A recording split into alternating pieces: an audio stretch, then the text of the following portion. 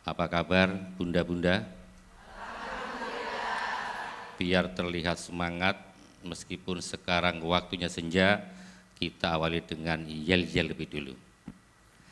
Al Yasmin.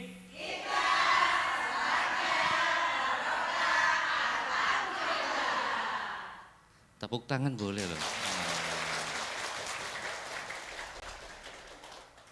Para bunda, pemirsa, dimanapun Anda berada, alhamdulillah hari ini Rabu bertepatan dengan tanggal 21 Januari tahun 2026, kita dipertemukan Allah kembali dalam sebuah forum yang luar biasa, penuh keberkahan, Majelis Kajian Senja Al Yasmin episode yang ketiga. Temanya adalah 3 pilar optimisme bersama dengan narasumber yang luar biasa, Kiai Haji Abdul Mujab Mutohar yang akrab dipanggil dengan Gus Mujab.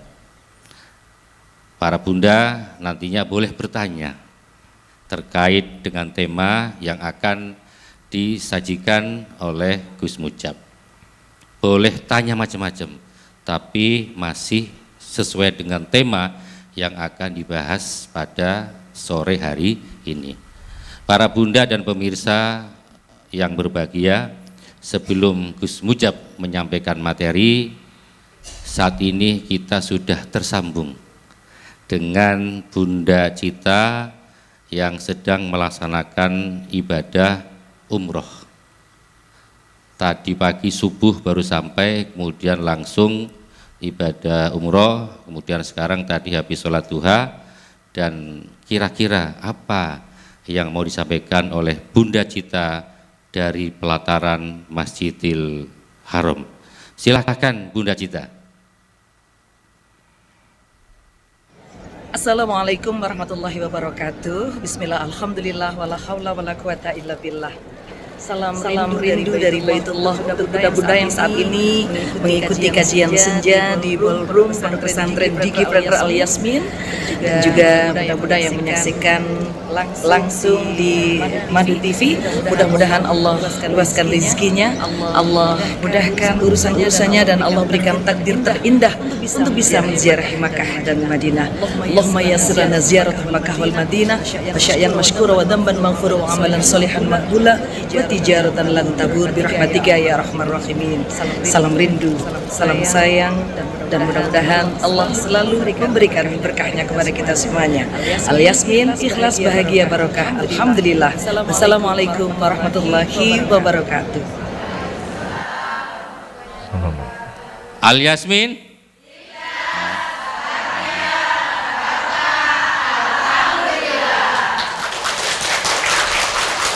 Mudah-mudahan salah satu pilar optimisme Gus adalah bagaimana para bunda optimis bisa kembali ke tanah suci untuk melaksanakan ibadah umroh maupun ibadah haji. Amin amin ya rabbal alamin. Selanjutnya saya persilahkan pada Gus Mujab untuk menyampaikan materi di awal. Monggo Gus. Baik, terima kasih Pak Ilmi. Assalamualaikum warahmatullahi wabarakatuh.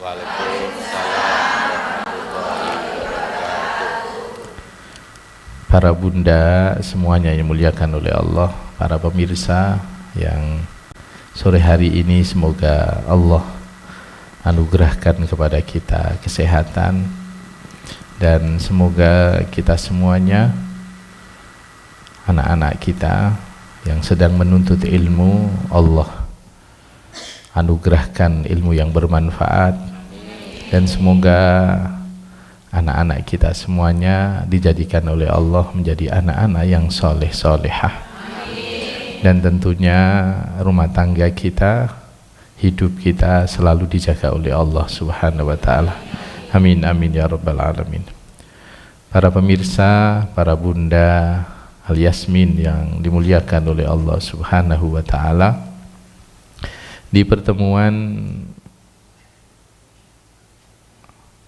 Rabu yang lalu kita sudah membahas bagaimana ketika kita hidup, ketika kita susah, ketika kita sedih, maka Al-Quran memberi oase kepada kita.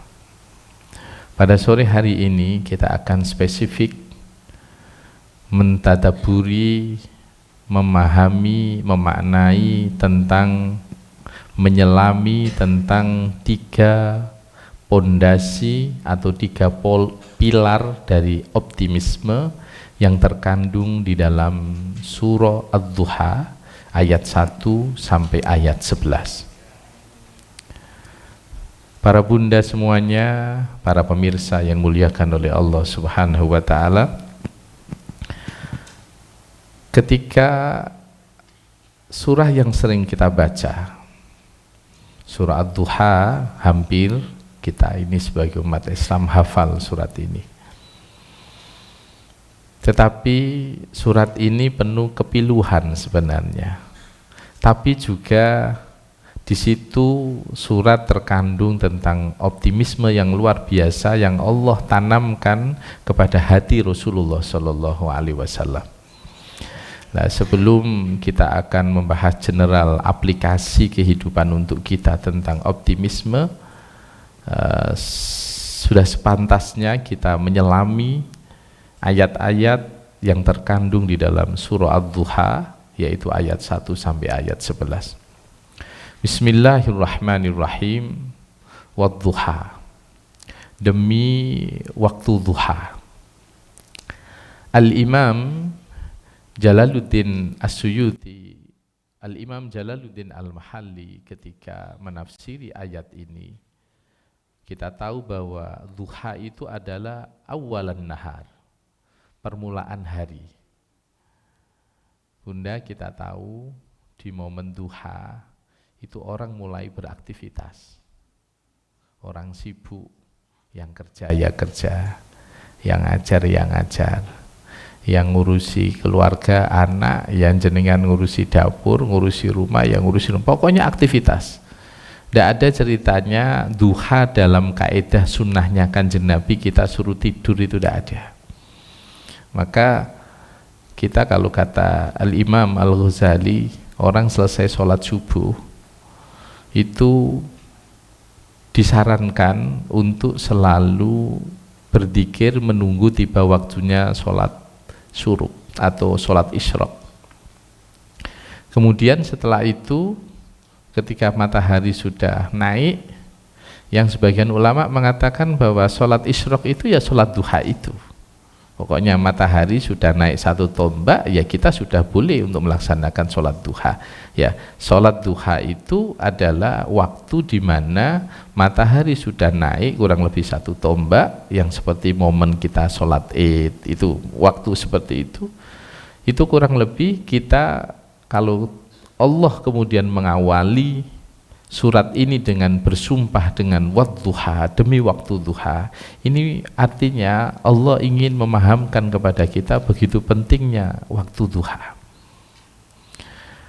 Kenapa? Dari sinilah orang mulai memplanning, Pak Ilmi, memplanning saya hari ini ngapain, pagi ini ngapain. Kemarin kita sudah membahas dalam seharian itu ada 4 hal yang harus kita tunaikan. Masih ingat ya? Masih ingat betul atau ini ganti orang, Pak Helmi? Ganti makanya. Tapi ada wajahnya yang sama kelihatannya. Ada ya wajahnya sama, saya masih ingat. Artinya ada 4 hal yang kemarin sempat sudah kita kupas. Aktivitas kita seharian itu jangan sampai lepas dari 4 hal.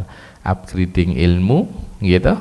Kemudian yang kedua adalah kita menyempatkan waktu untuk dzikir, baca Quran, sholat, sunnah. Kemudian yang ketiga kita ada waktu untuk maslahatul ammah, kemaslahatan banyak orang. Dan yang keempat kemudian lil ma'isyah, untuk mencari mata pencarian, artinya untuk bekerja. Lah, kenapa Allah mengawali ini dengan wadduha?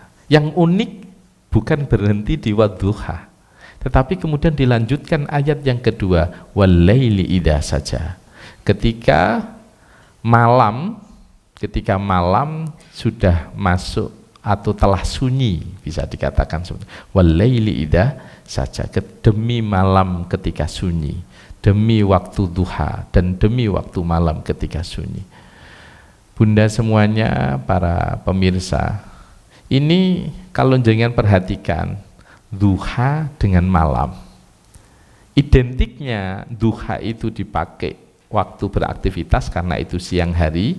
Kalau bahasa ayat yang lain itu disebutkan wal ja'alna al-laila libasa wal ja'alna an-nahara ma'asha. Artinya malam itu memang sunnatullahnya orang suruh istirahat. Mulai yang istri keluar punya aktivitas di luar, yang suaminya aktivitas di luar, di rumah kumpul tenang. Memang settingannya begitu, sunnatullahnya begitu. Wa ja'alna al-laila libasa wa ja'alna an-nahara ma'asha. Lah Allah ini bersumpah dengan dua waktu ini. Kalau kemarin Prof. Ali kan membahas tentang wal asr, demi waktu asar, demi masa. Ini spesifik duha dan malam. Kenapa? Ini ada rentetan dengan ayat berikutnya. Ayat berikutnya, ayat yang ketiga apa? Ma wadda'aka rabbuka wa ma qala. Ma wadda'aka rabbuka wa ma qala. Muhammad, Tuhanmu tidak meninggalkanmu dan tidak membencimu. Bunda, ayat ini turun, asbabun nuzulnya.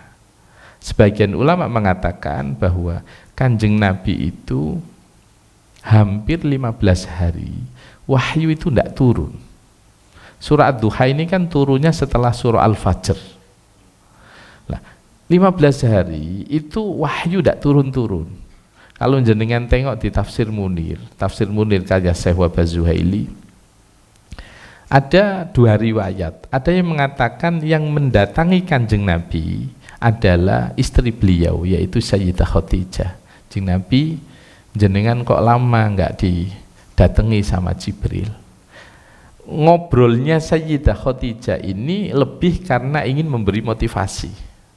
Dalam riwayat yang lain adalah yang datang bukan Sayyidah Khadijah, tetapi Hindun itu datang dan ngomong, Muhammad, loh yo awakmu ditinggal karo pangeranmu, gak direken, nyatane wahyu gak medun-medun to nih, awakmu ngenteni. Maka kalau dalam riwayat yang kedua ini kan ngejek. Kalau Sayyidah Khadijah tadi kan lebih ke motivasi. Singkat cerita kemudian turun ayat ini, Bunda.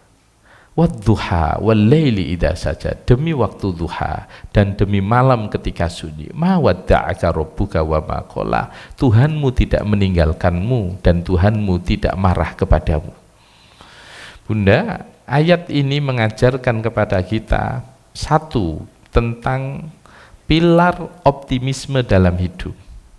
Kanjeng Nabi diingatkan oleh Allah Subhanahu wa ta'ala, siapapun yang beriman kepada Allah, apalagi Kanjeng Nabi, tidak usah ditanyakan, Allah tidak akan meninggalkan diri kita. Sama Bunda, ketika kita dalam hidup sesusah apapun, sepedih apapun yang terjadi dalam hidup kita, yang membuat kita punya optimisme yang tinggi adalah Allah selalu bersama kita. Orang kenapa bingung? Karena dia tidak merasa Allah selalu bersamanya. Orang merasa bingung, merasa galau, merasa macam-macam karena dia merasa berjalan sendiri. Naudzubillah min dzalik, sampai dia kemudian ada orang kemudian sampai gantung diri, bunuh diri karena dia merasa tidak ada yang menemani. Kanjeng Nabi, kalau jangan perhatikan awal-awal proses dakwah Islam, kayak apa Kanjeng Nabi? Diintimidasi. Jenengan kalau perhatikan Kanjeng Nabi itu kan dan para sahabat, hijrah pertama itu kan ke Habasyah. Hijrah kedua ke Habasyah. Baru hijrah ketiga ke Madinah. Memang Habasyah gelombang 1, gelombang 2 Kanjeng Nabi tidak ikut, dipimpin Abu Bakar, dipimpin sahabat Sayyidina Utsman. Artinya Kanjeng Nabi benar-benar di titik tekanan yang luar biasa. Jangan bayangkan 12 tahun ditekan kayak gitu, kemudian Allah kasih solusi. Salah satu solusinya ya Isra itu. Kanjeng Nabi dikuatkan dengan cara, kalau jangan perhatikan dalam sejarahnya, Isra itu kan terjadi 1 tahun kurang sedikit dari Kanjeng Nabi hijrah ke Madinah. Itu sebenarnya Kanjeng Nabi sudah mengalami pressure luar biasa dalam kehidupannya. Jangan bayangkan, Kanjeng Nabi itu keluarganya di embargo. Orang kafir, orang Mekah, orang kufar Mekah itu tidak boleh dagang dengan Bani Hashim, karena di Mekah itu orang Arab itu lebih kental kesukuannya. Wala salah itu tetap dilindungi, karena ya artinya bukan salah atau apa, karena Kanjeng Nabi walaupun melawan ajaran agamanya keluarganya, tapi karena ini sukunya suku Quraisy, ya tetap dilindungi, karena itu nama baik kabilah, kesukuan. Kanjeng Nabi keluarganya diembargo, sahabatnya diintimidasi. Kulo jenengan paling mentok-mentok ngeluh paling gak ada duit, mikir utang gitu, paling tukaran mbek bojo. Lah Kanjeng Nabi urusan pribadinya sudah selesai. Kanjeng Nabi mikir banyak orang tentang risalah yang harus disampaikan. Jangan bayangkan, ada salah satu sirah Nabawi itu, Kanjeng Nabi itu sholat, itu didatangi sama Abu Jahal, didatangi sama Abu Jahal, dimarahin, dimaki-maki, itu Kanjeng Nabi. Jangan bayangkan, sholat di depan Ka'bah, diintimidasi, diapakan sama Abu Jahal. Padahal coba jangan perhatikan, Kanjeng Nabi itu pernah doa kayak gini, Allahumma a'izzal Islam bi Umar au bi Amr bin Hisham. Amr bin Hisham itu siapa? Abu Jahal. Sampai Kanjeng Nabi diingatkan, iku uwong sing apik mbak jaluk supaya nih mengunggulkan bisa menjadi penguat agama Islam, itu orang yang membencimu. Maka Allah kemudian delalah itu kok dongoi Kanjeng Nabi kok atau tidak memakai redaksi dan, tetapi ya Allah muliakan Islam ini dengan Umar bin Khattab atau Amr bin Hisham.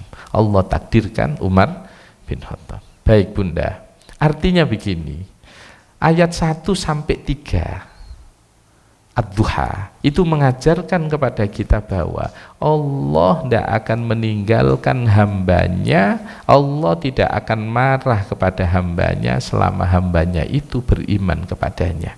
Bahkan Allah bersumpah untuk Kanjeng Nabi, wadduha wal-laili idza saja. Pilar optimisme yang pertama adalah yakinkan pada diri kita Allah selalu bersama kita. Baik, kita lanjutkan ayat yang keempat. Kemudian dilanjutkan ayat yang keempat, walal akhiratu khairul laka minal ula. Dan sungguh kata Allah, yang kemudian nanti itu lebih baik daripada yang permulaan. Artinya sesuatu, kan Nabi itu mohon maaf, ketika dakwah beliau didatangi sama orang-orang tokoh-tokoh sentral kafir Quraisy. Muhammad, kamu mau apa? Mau harta? Kami kasih harta. Kamu mau wanita? Kami kasih wanita. Kamu mau jabatan? Aku kasih jabatan. Yang penting kamu tidak mendakwahkan apa yang kamu sebarkan sekarang. Kanjeng Nabi diingatkan oleh Allah, walal akhiratu khairul laka minal ula. Apa yang tampak di dunia itu tidak ada artinya dengan nanti yang Allah berikan di akhirat. Artinya begini Bunda, kalau jenengan perhatikan ayat 4, 5, saya lanjutkan 5-nya, wala saufa yu'tika rabbuka fatardha. Dan sungguh Tuhanmu pasti akan memberikan anugerah kepadamu Muhammad sehingga engkau menjadi puas. Kanjeng Nabi itu Bunda, para pemirsa semuanya, kalau urusan dunia, kalau beliau mau, sudah tuntas. Sampai yang namanya Jibril, jenengan mau itu jadi. Mereka ini kan meremehkan jenengan. bahwa jenengan ini dakwah begini. Jenengan kalau mau gunung yang ada di Mekah itu menjadi emas, aku jadikan emas. Kanjeng Nabi tidak mau. Nah ini kita saja kegodo apa titik ngoten nggih buyar. Apa meneh dhuwit walaupun pun buyar kabeh pun. Nggih toh? Nggih napa Bunda? Awake dhewe kegodo apa titik pun apa meneh dhuwit. Aduh masyaallah. Muga-muga kula jenengan kabeh selamat nggih. Selamat. Kemudian Nabi diingatkan, wala saufa yu'tika rabbuka fatardo. Enggak, kamu pasti akan dapat sesuatu yang luar biasa, yang kamu pasti senang. Bunda, kalau sebagian ulama tafsir ketika memaknai ayat ini, menafsiri ayat ini, itu Kanjeng Nabi itu ingat ayat-ayat yang kaitannya doanya Nabi Ibrahim kepada kaumnya, doanya Nabi Isa kepada kaumnya yang memohonkan ampun. Gusti, kalau memang jenengan ampuni ikut juga hambamu. Lah Kanjeng Nabi itu delalah. Iku yo kula jenengan kudu matur suwun ning Kanjeng Nabi. Kanjeng Nabi itu pernah meminta kepada Allah, ya Allah, aku tidak ridho umatku satu pun yang masuk neraka. Ingin bayangkan. Ini ayat yang kelima itu kaitannya itu. Aku tidak ridho, aku sangat berharap umatku tidak ada satu pun yang masuk ke dalam neraka. Maka wala saufa yu'tika rabbuka fatardo, itu kaitannya dengan syafaatul udma. Nah, pertanyaannya, apa kaitannya dengan 3 pilar optimisme? Dilanjutkan di ayat 6, 7, 8. Apa itu kelanjutannya? Alam yajidka yatiman fa'awa. Bukankah dia Allah mendapatimu Muhammad sebagai orang yatim, sebagai anak yatim yang kemudian lalu dia melindungimu. Alam yajidka yatiman fa'awa wa wajadaka dhalan fahada, dan dia juga yang mendapatkanmu atau dia juga yang mendapatimu yang awalnya kamu bingung. Ini jangan diartikan sesat. Dhalan itu nomben kan sempat pernah viral toh. Kanjeng Nabi pernah sesat mari ngono dikei hidayah karo pangeran, mboten. Artinya di sini Kanjeng Nabi di saat sebelum mendapatkan wahyu tentang syariat, Kanjeng Nabi belum tahu apa yang harus dilakukan. Maka kemudian datanglah syariat itu, datanglah wahyu itu, maka Kanjeng Nabi tahu apa yang harus dilakukan. Maksudnya seperti itu, bukan kemudian kayak kita sesat loh. Kanjeng Nabi itu maksum, terjaga dari dosa. Artinya begini Bunda, tadi kamu loh awalnya yatim Muhammad, kemudian kamu dapat perlindungan. Apa buktinya? Kanjeng Nabi lahir, ayahnya sudah tidak ada. Tapi buktinya dilindungi sama Allah, langsung ditampani karo mbae. Enggak lama dari itu mbah ndak ada, ditampani karo pamane Abu Thalib. Gitu? Artinya ini Kanjeng Nabi dalam kondisi susah, yatim. Tapi Allah tetap menjaganya. Kemudian wa wajadaka dhalan fahada. Kamu awalnya bingung, kemudian aku kasih petunjuk dengan syariat-syariat yang aku berikan. Jadi kamu tidak sendiri. Masih dilanjutkan ayat yang ke-9, wa wajadaka ailan fa'agna. Kamu didapatkan oleh Allah dalam kondisi apa? Kekurangan, tapi kemudian Allah mampukan, Allah cukupkan. Kanjeng Nabi dalam sejarahnya tidak pernah beliau dalam kekurangan. Saat masih remaja, beliau sudah dagang, ikut pamannya. Dewasa sedikit sudah join kerjasama dengan seorang wanita yang kelak menjadi istrinya Sayyidah Khadijah. Cukup. Di saat beliau sudah diangkat menjadi Rasul, sudah dagang, beliau secara finansial dicukupi oleh istrinya. Kanjeng Nabi kan setelah jadi Rasul sudah tidak bekerja. Yang backup dakwanya siapa? Istri beliau Sayyidah Khadijah, termasuk sahabat Abu Bakar yang kelak menjadi mertua beliau. Ketika beliau sudah di Madinah, Rasulullah tetap selalu masih mendapatkan rezeki. Lewat apa? Di antaranya adalah sahabat-sahabat Ansor itu membantu. Plus saat itu sudah ada syariat perang dan Kanjeng Nabi mendapatkan dari ghanimah. Kan Kanjeng Nabi tidak boleh menerima zakat. Kanjeng Nabi tidak boleh menerima zakat. Hadiah boleh. Artinya Kanjeng Nabi dikatakan oleh Allah Subhanahu wa taala, Muhammad, kamu awalnya memang ketika dalam kondisi kekurangan, kemudian Allah mampukan. Lah, poin kedua ini Bunda, kaitannya dengan pilar optimisme. Yang kedua ini adalah kalau kita lagi jatuh, yakini bahwa Allah akan selalu bersama kita. Itu kita akan jadi kuat. Yang kedua, kalau kita lagi jatuh, ingat bahwa nikmat-nikmat yang dulu pernah kita dapatkan itu yang akan menguatkan kita. Bunda, Nabi diingatkan sama Allah, kon nomben yatim lo yo tak gateni kok. Awakmu nomben asale yo gak weruh. Mari ngono tak dudahno kok ana syariat. Awalmu nomben asale enggak duwe, mari ngono tak gawe mampu. Artinya Allah tidak akan meninggalkan hambanya, dan cara optimisme itu muncul Bunda, diantaranya adalah mengingat atas nikmat-nikmat yang Allah berikan kepada kita. Kalau bahasa simpelnya, kalau urusan harta, urusan susah, ulama kan sering mengingatkan kepada kita, kalau kamu lagi jatuh, urusan harta, urusan pekerjaan, tengok orang di bawahmu. Itu kan sebenarnya kita disuruh untuk mereview bahwa kamu dulu pernah di bawah loh ya. Kamu dulu pernah di bawah supaya kamu ndak pesimis. Aduh, aku saiki ambruk loh. Dulu loh kamu pernah di fase itu. Ngapain kamu sekarang sedih? Lawang dulu pernah di fase itu. Gitu Mbak Bunda. Kemudian ketika seseorang memahami bahwa contoh itu urusan harta, contoh urusan sakit aja. Loh, kita kalau melihat kita sekarang sakit apa, kemudian melihat, mohon maaf nih, umpama kita ini kaki kita sakit atau lambung kita sakit, kita tengok orang ada yang sakitnya lebih parah daripada kita.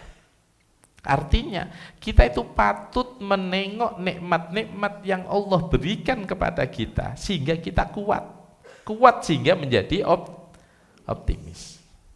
Maka kemudian dilanjutkan di ayat yang ke-10 dan ke ayat yang ke-10, dilanjutkan ayat yang ke-9 dulu ya Bunda. Fa'ammal yatima fala taqhar.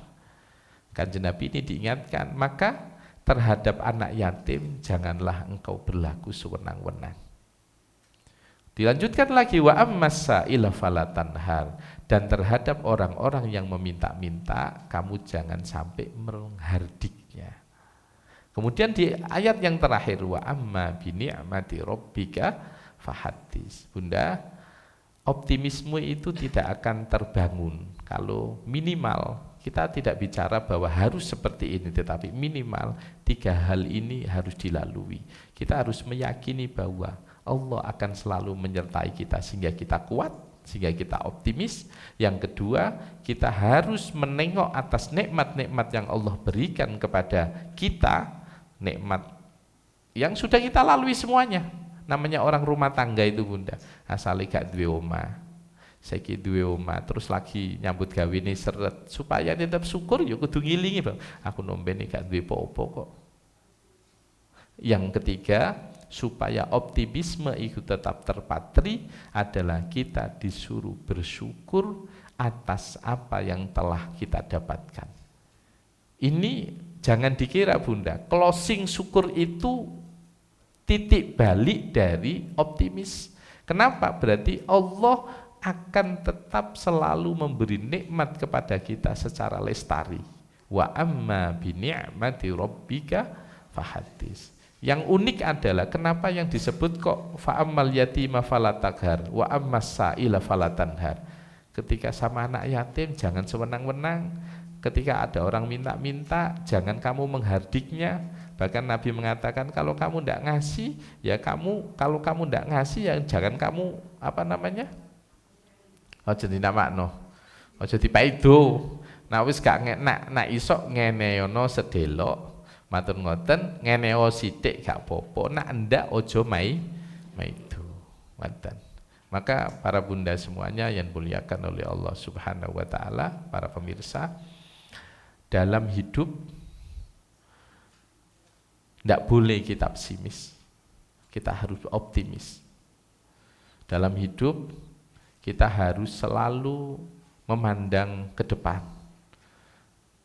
Mundur boleh apa enggak? Boleh, sebagai wujud pengingat kita. Maka di setiap momen kita harus ingat bahwa kondisi apapun Allah selalu menyertai kita. Dan yang kedua, supaya kita tetap selalu optimis bahwa nikmat-nikmat yang Allah berikan kepada kita itu anugerah yang belum tentu diberikan kepada yang lain, sehingga kita kuat. Dan yang ketiga, kita harus menjadi orang-orang yang selalu mengingat atas nikmat-nikmat yang Allah berikan, sehingga kita untuk selalu bersyukur dan kita kuat, sehingga optimisme itu akan tetap terjaga. Baik Bunda, memasuki pertanyaannya Pak Ilmi, monggo bisa kita perkaya dengan pertanyaan-pertanyaan. Terima kasih Gus Mujab. Al Yasmin.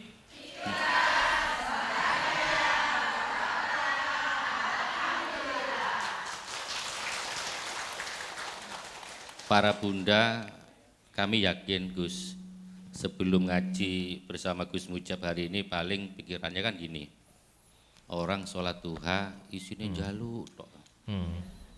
Jaluk rezekine lancar, dagangannya laris, kemudian tandurane ndang buah. Pokoknya enak-enak lah. Enak-enak tok itu kan. Dan itu wajar, karena orang jaluk kan, minta sama Allah. Ternyata setelah kita mendengar apa yang disampaikan Gus Mujab, kandungan dari surat Ad-Duha luar biasa. Catatan saya memberikan poin penting dari surat Ad-Duha, menegaskan kembali bahwa Allah bersama kita. Ra usah galau nemen-nemen, ra usah sedih nemen-nemen, ya kan, ra usah pusing nemen-nemen, karena setiap ada persoalan pasti ada solusi. Yang kedua, dari apa yang disampaikan Gus Mujab, kita disuruh eling, mengingat atas segala nikmat yang telah Allah berikan kepada kita. Dadi nek waya susah eling biyen wayahe sukses. Waya sukses yo eling wayahe susah, enak wis. Itu penting buat para bunda dan kita semua. Dan yang paling penting lagi, poin ketiga adalah kita diingatkan, diminta untuk selalu bersyukur. Itulah 3 poin yang sempat kami catat dari apa yang disampaikan oleh Gus Mujab. Jadi walaupun saya di sini Bunda, ya melok ngaji Bunda. Dan saya juga baru tahu ini Ustaz. Tak catat tenanan iki kan. Baik, para bunda yakin sudah ada unek-unek yang ingin ditanyakan. Silahkan panjenengan bisa bertanya. Jangan sungkan-sungkan, kalau tidak paham tanyalah. Misal bagaimana cara mewujudkan agar 3 pilar itu bisa istiqomah. Pun pertanyaan bebas, silahkan kubu sebelah utara 1, kemudian sisi sebelah selatan 1. Monggo sinten ya, yang langsung. Kacamata 1 wis, iki paling pengamal duha ini. Kemudian yang kiri 1. Monggo. Mic-nya mana Mas? Nah, monggo. Oh, pelang dulu nggih pun. Yang cedak mic monggo. Kalah karo si nyekel mic. Ya ternyata ya, kalah si nyekel mic. Monggo, nggih. Boleh berdiri Bunda. Benda geringingan, monggo. Nah, Bun. Monggo, sebutkan nama, dari mana, kemudian sholat duhanya pernah bolong apa tidak, monggo. Monggo. Assalamualaikum warahmatullahi wabarakatuh. Waalaikumsalam warahmatullahi wabarakatuh. Nama saya Puspayana Dwi Astuti dari grup Al Yasmin 3. Insyaallah.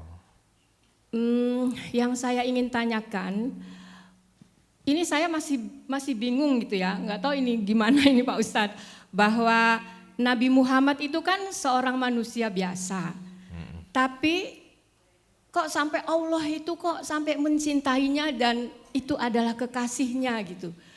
Terus Allah itu gimana wujudnya kok sampai seperti itu sama Muhammad, kan gitu ya.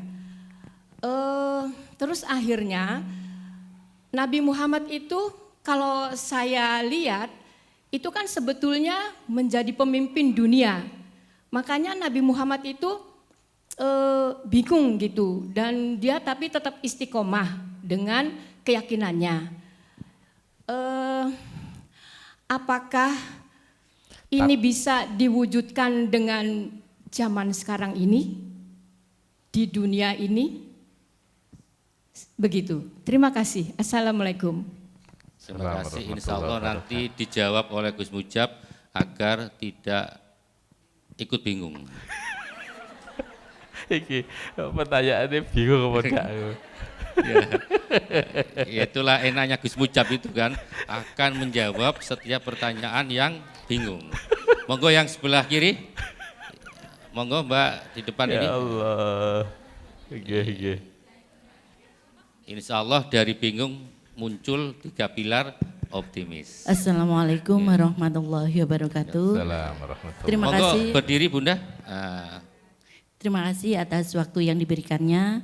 Di sini nama saya Jumaidah Bapak, dari Yasmin 1 mewakili. Masya Allah. Dari kajian senja sore hari ini, alhamdulillah banyak ilmu yang kami dapatkan.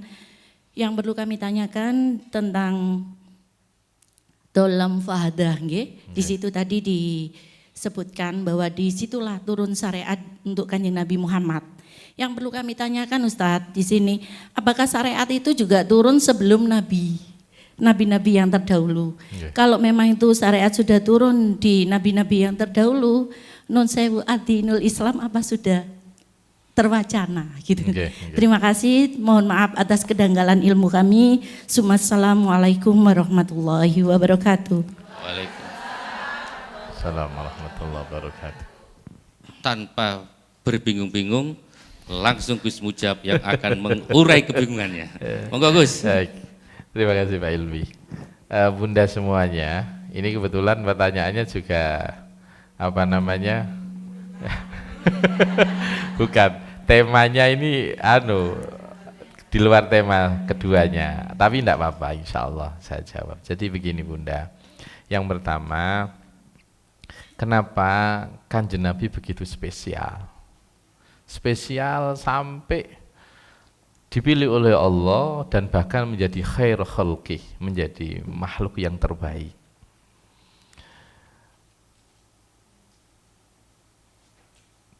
Pertanyaan seperti ini nih Bunda, itu terjadi ketika orang-orang Yahudi di Madinah. Mereka itu sudah ada di dalam kitab Taurat. Orang-orang Nasrani sudah termaktub di dalam kitab Injil bahwa akan ada Nabi akhir zaman. Dan itu sudah diberitakan jauh sebelum Kanjeng Nabi lahir, sudah menjadi berita viral dan ada di dalam kitab suci umat-umat sebelumnya. Sehingga mereka termasuk yang spesifik adalah orang-orang Yahudi, itu mereka kemudian yang dinanti dikira dari Bani Israel, dari keturunan Bani Israel, karena nabi-nabi sebelumnya Isa, Zakaria, Yahya, Sulaiman, Dawud, itu semua Bani Israel, termasuk Musa, Yusuf, itu Bani Israel. Harapan mereka adalah dari kelompok mereka, tapi ternyata tidak dari min nasli Ismail alaihissalam, dari keturunan Ismail alaihissalam, yang itu juga sama bermuara kepada Nabi Ibrahim alaihissalam. Kenapa kok Nabi dipilih dan menjadi manusia terbaik? Kita lebih mengenal dengan Al-Mustafa, yang terpilih. Pertanyaan ini Bunda merupakan kehendak Allah memilih siapa yang kemudian dipilihnya menjadi terbaik. Sebagaimana di Al-Quran ketika menyebut Muhammad, walaqad ba'atsna rusula. Ketika aku mengutus para utusan-utusan, itu di juz 3 jangan perhatikan. Tilkar rusulu faddalna ba'dhum ala ba'd. Muhammad, para rasul itu aku unggulkan mereka antara satu dengan yang lain. Artinya urusan mengunggulkan dan tidak itu urusan Allah. Jadi ketika kita sebagai manusia biasa kemudian bertanya, kenapa Nabi yang terpilih? Itu sama kayak pertanyaan, itu manusiawi, pertanyaan manusiawi. Sama kayak orang-orang Yahudi ketika, kenapa enggak dari kami? Kenapa dari bangsa Arab? Padahal dari kami ini garisnya jelas, Isa, Zakaria, Yahya, atas-atasnya ini nabi-nabi. Kenapa tiba-tiba ada nabi dari bangsa Arab? Artinya, kalau jangan tengok di juz 3, tilkar rusulu faddalna ba'dhum ala ba'd. Minhum man kallamallah. Muhammad, di antara para rasul-rasul itu ada yang aku unggulkan di antara satu dengan yang lain, bahkan di antara mereka ada yang bisa berdialog dengan Allah, yaitu Nabi Musa alaihissalam. Minhum man kallamallah wa rafa'a ba'dahum darajat, dan di antara sebagian mereka aku angkat derajatnya. Antara satu dengan yang lain belum tentu sama. Saya contohkan. Nabi Isa alaihissalam menonjolnya dari apa? Beliau ditakdirkan oleh Allah memiliki mukjizat menghidupkan orang yang mati. Bukan orang yang baru mati, ribuan tahun kemudian dihidupkan. Nabi yang lain tidak ada. Ada yang dikasih kayak Nabi Musa, ada yang dikasih kayak Kanjeng Nabi Muhammad dengan berbagai mukjizat yang Allah kasih. Ada yang dikasih kayak Nabi Musa, mampu membelah lautan. Artinya, ketika seseorang, mohon maaf, dipilih oleh Allah, kita tidak punya hak untuk bertanya, kenapa dia, bukan saya. Tu'izzu man tasha wa tudillu man tasha. Allah itu akan mengangkat derajat seseorang siapapun yang Allah kehendaki, dan Allah akan menurunkan derajat seseorang siapapun yang Allah kehendaki. Artinya memang ya Kanjeng Nabi terpilih. Sama kayak orang sekarang yang protes. Kenapa Nabi kok teko Arab kabeh? Dan sing protes ora Jawa barang. Artinya ya memang itu Allah yang memilih. Allah memilih, Allah punya alasan, Allah punya apa target yang harus Allah, dalam artian Allah itu punya keinginannya sendiri, dan itu bukan keinginan kita. Artinya kita hanya bisa menyelami bahwa Rasul adalah orang yang terpilih, dan dalam banyak literatur beliau sudah disebut namanya, sudah viral ibaratnya namanya sebelum beliau lahir. Sebelum beliau lahir. Gitu ya Bunda ya. Nah, aplikasinya dalam kehidupan kita dalam menghadapi satu optimisme hidup seperti apa? Bunda, jadi orang kayak Kanjeng Nabi itu tidak semua orang bisa. Orang, mohon maaf, kemudian namanya diagung-agungkan. Kanjeng Nabi itu kan Masya Allah, nama beliau saja, kulon jenengan mboten nyebut, sholatnya tidak sah. Gitu? Di tahiyat itu loh.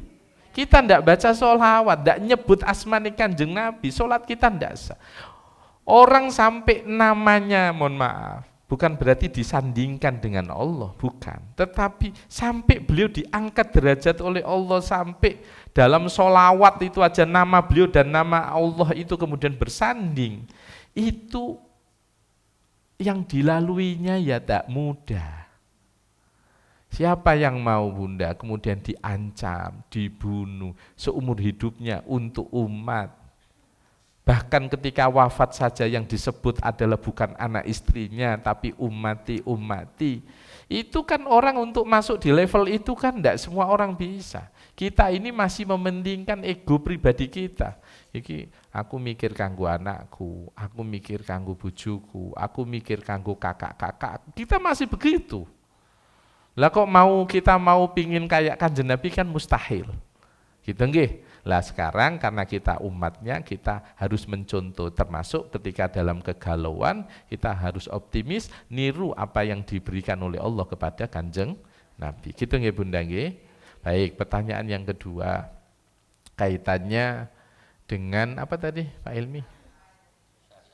Oh, syariat. Apakah syariat itu sudah ada sebelum Kanjeng Nabi. Itu ada di dalam Al-Quran juga, Bunda. Walikulli ummatin syir'ata wa minhaja. Artinya KB umat, KB bangsa itu sama Allah sudah diskemakan punya syariat masing-masing. Sekali lagi, semua nabi punya syariat yang berbeda, tapi ajarannya tetap sama, yaitu ajaran tauhid. Masalah syariatnya, Nabi Isa sama Nabi Muhammad tidak sama. Nabi Musa sama Nabi Muhammad syariatnya tidak sama. Saya contohkan, Nabi Musa kalau najis saja, itu tidak bisa dicuci, harus digunting.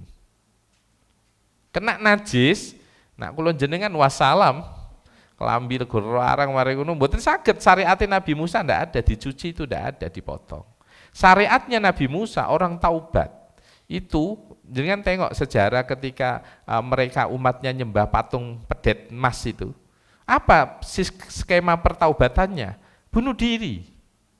Kan mereka saling membunuh itu. Supaya tega Allah datangkan mendung itu. Gelap sehingga mereka saling menusuk. Yang diterima taubatnya itu ya yang terbunuh itu. Itu kalau jangan bayangkan sekarang kan aneh syariat seperti itu, tapi saat itu ya tidak aneh. Zaman Nabi Musa seperti itu. Itu berapa ribu itu yang terbunuh ketika terjadi pertaubatan massal setelah penyembahan kepada pedet atau patung emas yang diproklamirkan oleh Musa Samiri. Syariatnya seperti itu. Saya contohkan, tidak ada dalam syariat nabi-nabi sebelumnya, tayamum itu tidak ada. Yang ada hanya umat Kanjeng Nabi, tidak ada, bersuci dengan debu itu tidak ada. Saya contohkan, syariatnya Nabi Adam tidak sama dengan syariatnya Kanjeng Nabi urusan pernikahan. Syariatnya Nabi Adam kalau nikah itu pasti silang, tidak boleh. Kan Sayyidah Hawa itu kalau melahirkan pasti kembar, laki perempuan. Lah setiap laki perempuan itu tidak boleh nikah kalau itu lahirnya bareng, kembarannya harus silang. Lah nek apik nikah mbek sopone menungso iku tok. Nggih toh? Zaman Nabi Adam apik nikah mbek sapa menungso iku, mbek dulure dhewe, tapi tidak boleh dulur satu kandung, satu lahir kembarannya tidak boleh. Syariatnya Kanjeng Nabi ya tidak boleh begitu. Jangan tanya apa lagi. Syariatnya Nabi sebelumnya tidak ada model ibadah yang ada berdirinya, ada rukuknya, ada sujudnya, tidak ada. Ya kayak Nabi Sulaiman itu hanya berdiri saja. Ya itu kalau tadi ditanya syariat apakah sudah ada? Ada, tapi tidak semua umat itu syariatnya sama gitu. Kelihatannya masih ada pertanyaan lagi atau? Cukup. Satu lagi. Satu lagi, singkat, padat. Kan sudah mulai nggak bingung kan sekarang kan? Sudah mulai padang, tenang. Monggo satu lagi. Sudah Mbak, belum? Depan ini Mbak. Insyaallah. Satu lagi, setelah ini baru Gus Mujab akan mengeluarkan kata-kata hari ini. Setelah itu muhasabah. Monggo. Okay. Waalaikumsalam warahmatullahi wabarakatuh.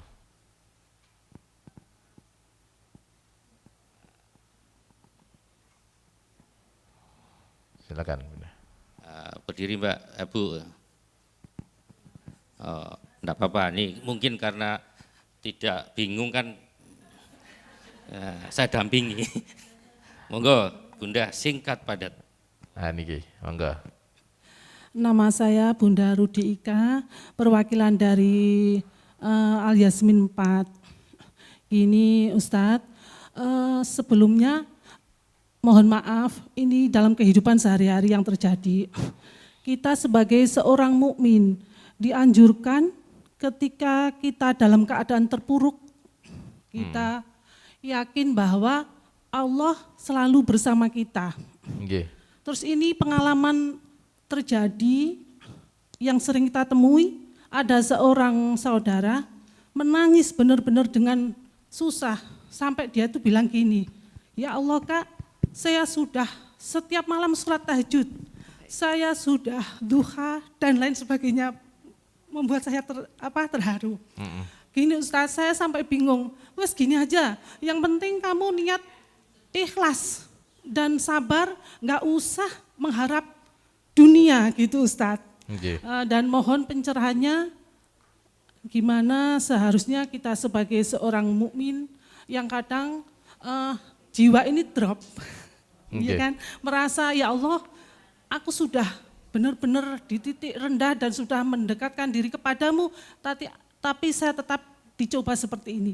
Terima kasih atas perhatiannya. Wassalamualaikum warahmatullahi wabarakatuh. Assalamualaikum warahmatullahi wabarakatuh. Monggo Gus, ini pertanyaan terakhir dijawab langsung kata-kata hari ini Gus. Baik Bunda, orang siapapun kita pasti dihadapkan di momen seperti itu ya. Dia sudah berusaha semaksimal mungkin, ibadahnya dibenahi, akhlaknya dibenahi, tapi masih di titik terendah gitu ya. Ada satu penguat yang bisa kita pakai Bunda. Dalam hadis Nabi itu beliau mengatakan seperti ini, kurang lebihnya ya terjemahnya. Ajaban lil mu'min, sungguh mengherankan bagi seorang mukmin. Ketika dia tertimpa kesusahan, dia bersabar dan itu baik. Ketika dia mendapatkan nikmat, dia bersyukur dan itu baik. Bagi seorang mukmin tidak ada masalah bagi dia yang membuat dia bingung, karena Allah sudah kasih panduan. Kalau memang itu kesusahan, kesedihan, dia bersabar. Ketika itu kenikmatan, dia bersyukur.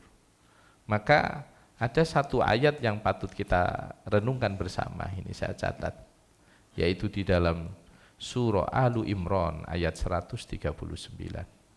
Wala tahinu, jangan engkau merasa lemah. Wala tahzanu, jangan engkau merasa sedih.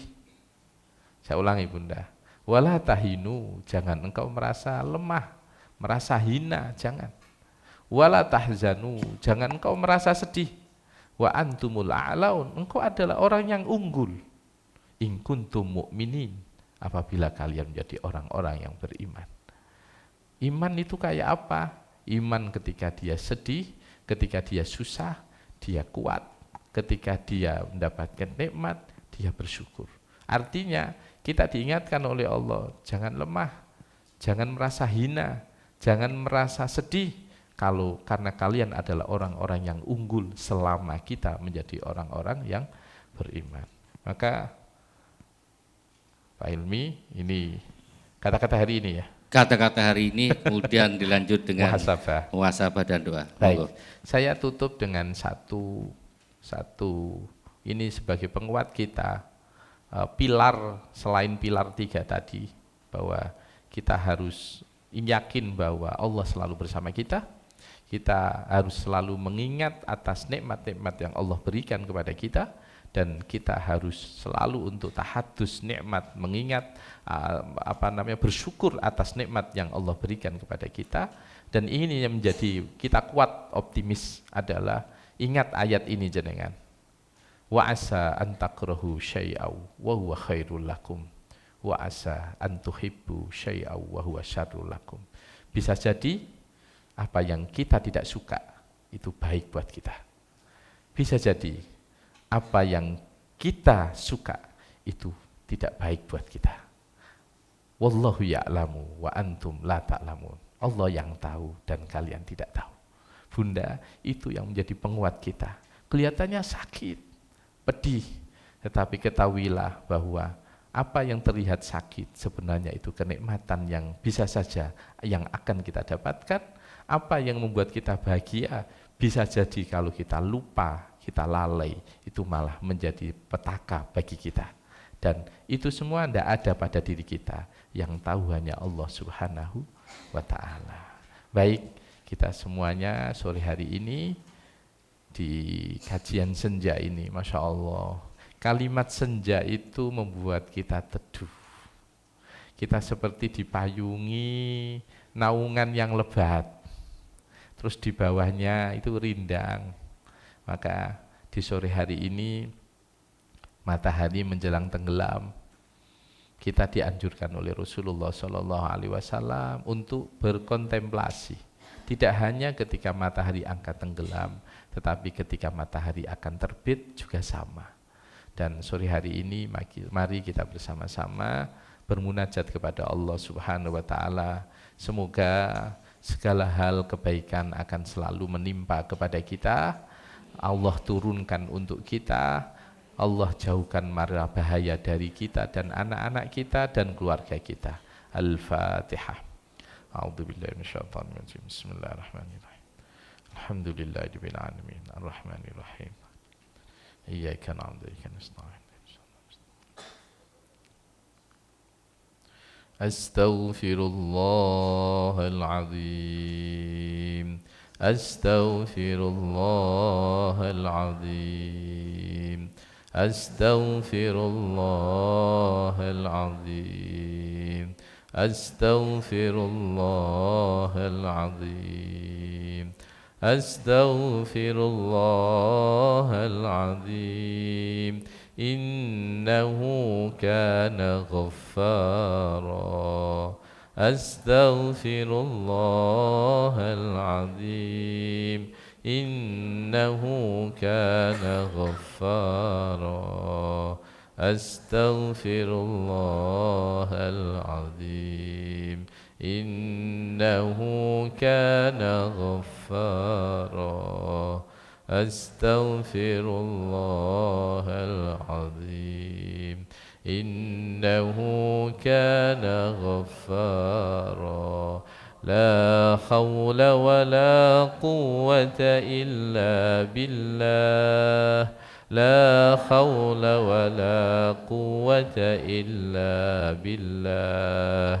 La hawla wa la quwwata illa billahil aliyyil azim. Subhanallah walhamdulillah wa la ilaha illallah wallahu akbar. Subhanallah walhamdulillah wa la ilaha illallah wallahu akbar. Subhanallah walhamdulillah wa la ilaha illallah wallahu akbar. Al-Fatihah. A'udzu billahi minasyaitonir rajim. Bismillahirrahmanirrahim. Alhamdulillah. Ar-Rahmanirrahim. Iyyaka na'budu wa iyyaka nasta'in.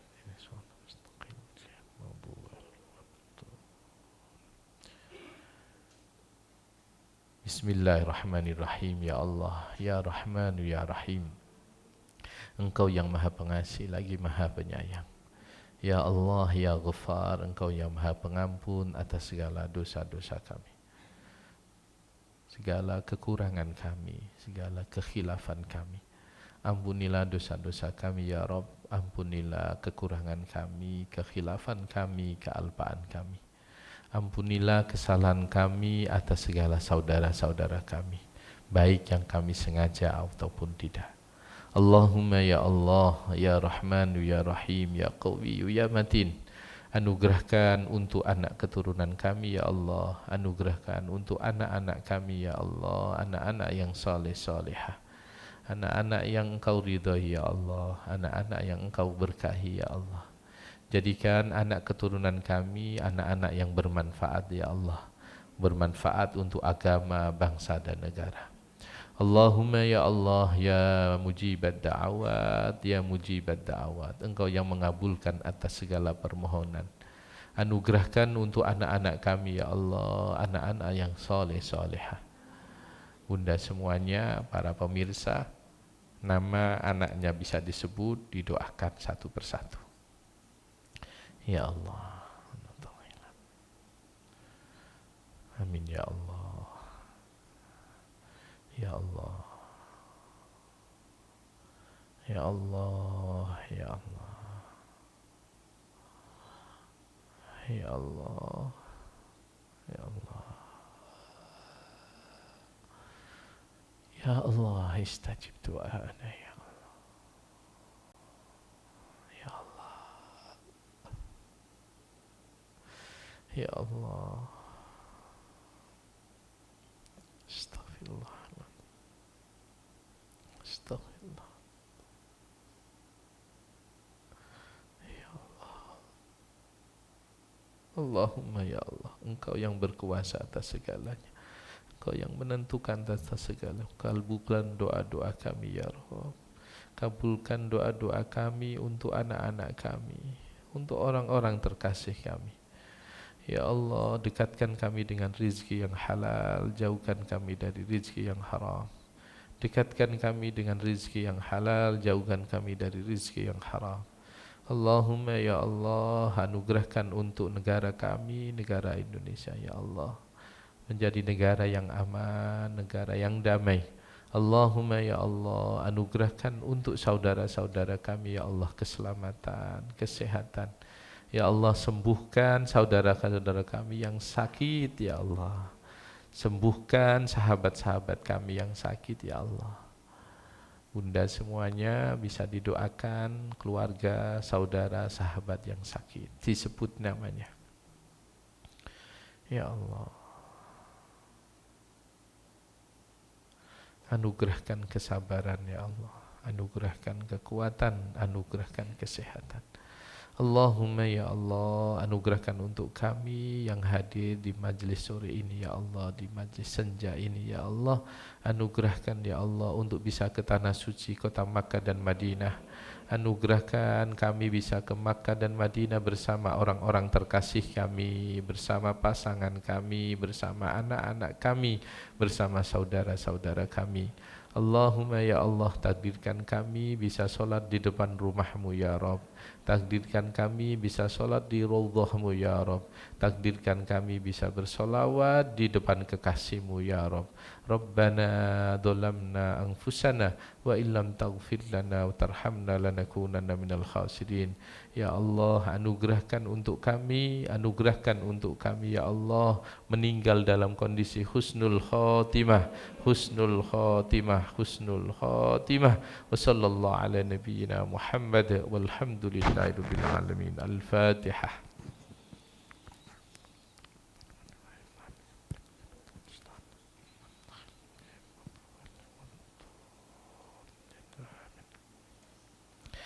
Demikian Bunda, semoga berkah dan bermanfaat. Semoga Allah selalu membimbing kita semuanya.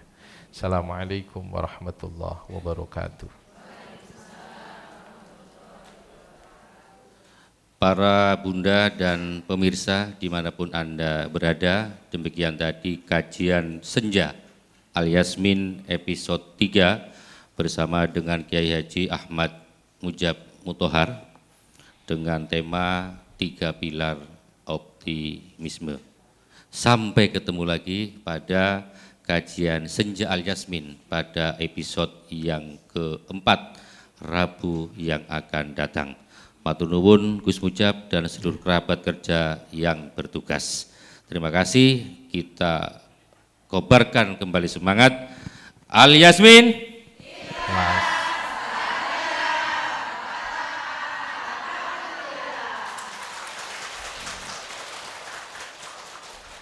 Sekali lagi, sampai ketemu Rabu depan di tempat dan jam yang sama. Wassalamualaikum warahmatullahi wabarakatuh.